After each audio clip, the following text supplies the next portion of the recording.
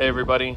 Found out recently that NFA wait times were dropping like crazy, so it put my mind on suppressors, and I decided to make some content outlining my personal suppressor experience. Rather than do individual reviews for all my different suppressors, I figured I would give a general overview of considerations to make when shopping for and ultimately buying a suppressor. This video is geared toward the first-time buyer, but I think there's some information here that would benefit anyone looking to buy another can or just someone who's interested in the subject in general. I'm going to focus most of the discussion on suppressing the AR-15, specifically in 5.56, because frankly I have way more experience with that than anything else, so I feel like I'm more qualified to talk about that. Most of the questions I see online also revolve around suppressing 5.56 rifles, so I think keeping my focus there will be probably the most beneficial for the most people. The first thing to consider when suppressing the AR is that suppressing this platform is really a game of compromise. As of this video in early 2024, there is no one suppressor that's a perfect blend of sound suppression, flash suppression, low back pressure, ruggedness, reasonable weight, flexibility in bore size, low cost, and low maintenance. We as buyers have to look at each of these categories and do research regarding what makes sense for our individual needs. Sorry about the AC unit that was on. None of these cans are perfect in everything, but there are some offerings out there that do great in one or some of them several categories. That being said, for those who are super new, be aware that suppressing any rifle in 5.56 or any other supersonic rifle round really will never be whisper quiet like you hear in the movies, but it can bring the noise down to a manageable level that won't instantly blow out and damage your hearing. At the end of the day, I absolutely would still suggest buying a suppressor for your rifle, even though they're not magical devices. So if you're on the fence, definitely go for it.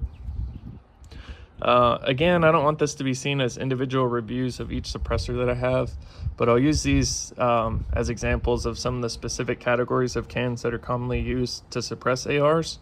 So just to go over what you see here, I have two Rex Silentium MG7s. So I have this one that is a 9mm bore, a 358, and then this one, which is a 6.5 bore or 264.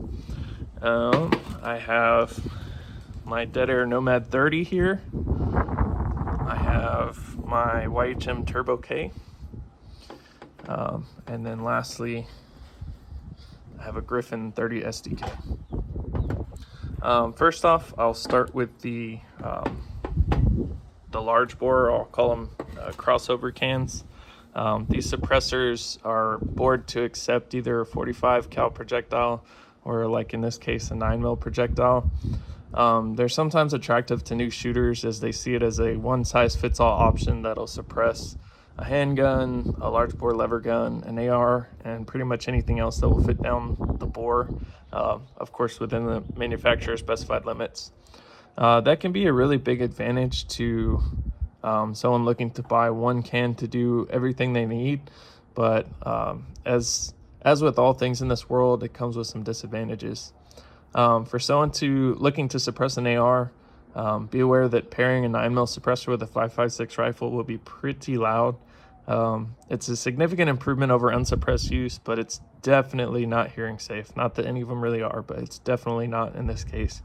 With the overbore nature of the can, a lot of gases and therefore noise and potentially flash as well are allowed to escape the suppressor. So I have a decent amount of use with this 9mm bore MG7 on a 16-inch 5.56 rifle, and generally I'd compare the noise level of that combo to an unsuppressed 22 pistol, for those that are familiar with what that sounds like. So it's pretty loud, but again, still significantly quieter than an unsuppressed 5.56 rifle. Hidden benefit with these overbore cans is that even if they have less efficient baffle design, so like if they're higher back pressure baffle design, they have a tendency to not overgas an AR as bad. Everything kind of flows through a little bit better because it's louder. But as far as who should buy these, I would say even though they often attract first-time buyers, I probably wouldn't suggest these to one. I would suggest these to a multiple can owner looking to suppress something specifically over bore. For example, a lever gun, maybe an AR and 350 Legend or something, or maybe like a 9mm pistol caliber carbine. Next up, we have the 30 bore cans, which in this case is my 30 SDK and the Nomad 30, which these 30 cal cans, until the last few years, they far outweighed everything else in market availability. They're a little bit better compromised than the crossover big overbore cans in that they are still versatile cartridge wise. So they'll take anything 30 cal or lower. And they're decently low back pressure. Again, this is dependent on individual can, I know.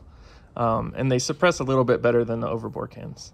The downside of these is that they're definitely still a bit louder than a dedicated small bore can. They typically have to be a little bit larger and heavier to give equal suppression to one of the smaller cans. Personally, the 30 bores are probably some of my favorite suppressors for the AR platform. They just have to be approached with realistic expectations, especially the super short K cans and 30 cal. Next, I'll move to a more I guess limited or rare category, which is I'll just call it a specialty bore. The example here is the 264 6.5 MG7. This can is cool in that it gets closer to a dedicated 5.56 can in performance, but it still gives you a little bit of versatility. So for those who maybe have like a 6.5 Grendel, a 6mm arc, or something else along those lines, even like if you want to suppress a AR-10 and 6.5 Creedmoor or something like that,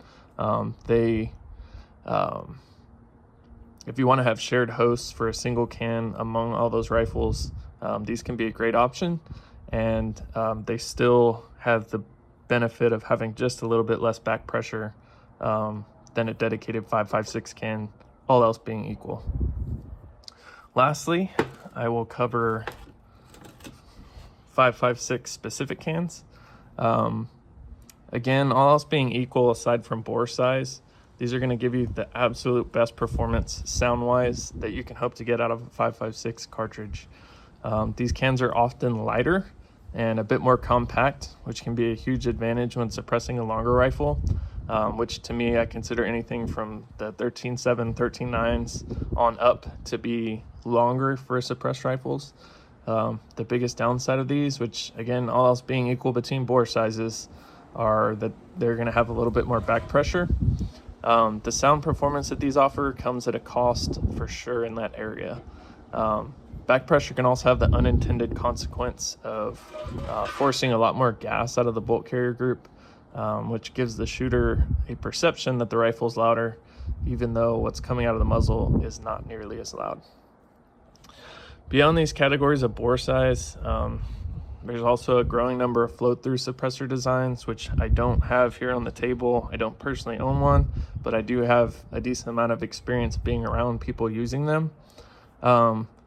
These cans try to do the impossible in that they claim to provide great sound suppression without the same level of back pressure that the traditional baffle cans induce. I really like the idea of these cans, and I hope the market continues in this direction, but I don't own one yet for two reasons. First and foremost on those is the cleaning schedules that they have, and second would just be the higher cost currently. Float-through cans in general need a bit more TLC to run at their peak performance. So like the Huxworks cans, I want to say that they recommend them being cleaned like every 1,500 rounds, 1 to 2,000, somewhere in there. I'm personally not a huge fan of this, as I'm not really big into cleaning my stuff. On my current rifles and cans, I pretty much just lube the bolt carrier group every now and then and keep running it without much drama. So needing to pull the suppressor and clean it out is kind of a pain, and it leaves you with the dilemma of responsibly disposing all the nasty hazardous materials that were in your can and whatever stuff you used to clean it out with. I do hope these get better in that respect, though, as time goes on and the designs improve. The sound performance of them has definitely improved a lot, which is nice. But to those with limited experience, they definitely have a different sound character. It's kind of more of a deeper thump sound than the high-pitched crack that traditional baffle cans will give you. And then to go along with this, a lot of manufacturers are putting some serious engineering effort into their traditional baffle designs, and they're putting out products now that are lower back pressure than in the past, and a lot of them don't have those higher cleaning schedules and cleaning needs that some of these new flow-through cans have. The next buying consideration I'll go into is tuning of host rifles. Again, specifically in the DI AR, direct impingement AR world. So a higher back pressure can on an already heavily gassed rifle can and will cause malfunctions. It'll cause premature parts wear or breakage, and generally it's just going to put more gas in the face of the shooter. A few common ways around this are tinkering with the buffer spring and buffer weight, and adding adjustable gas features. Personally not a huge fan of adjustable gas blocks on a duty style or hard use rifle. They present another piece of the puzzle that can break or seize up, and I just don't really like the extra complexity that they have. The exception to this for me is for precision oriented rifles. So on my 18-inch precision AR, I do have an adjustable gas block, but I see this as a relatively light use system that I'm not going to be pushing hard high round counts quickly like a duty rifle.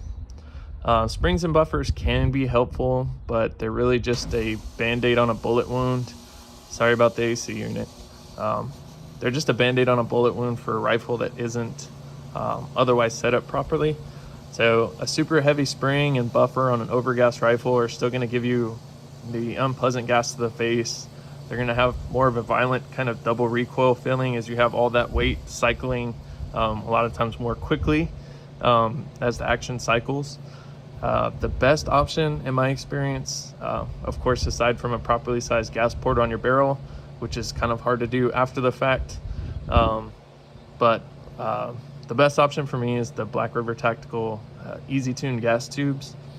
So you essentially give them your setup and they send you a gas tube with a restricted inlet port, or if you know what port size you're looking for, you basically just select the port size that you want and you buy the gas tube and pop it in just like you would any other gas tube.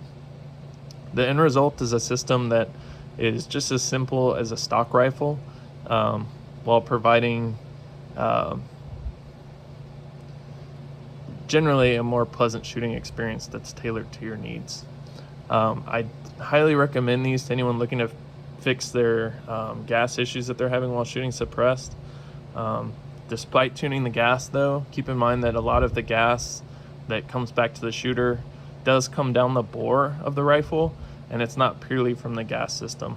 That's something that tends to get overlooked a lot, especially by the piston rifle crowd, but I won't go too far down that path.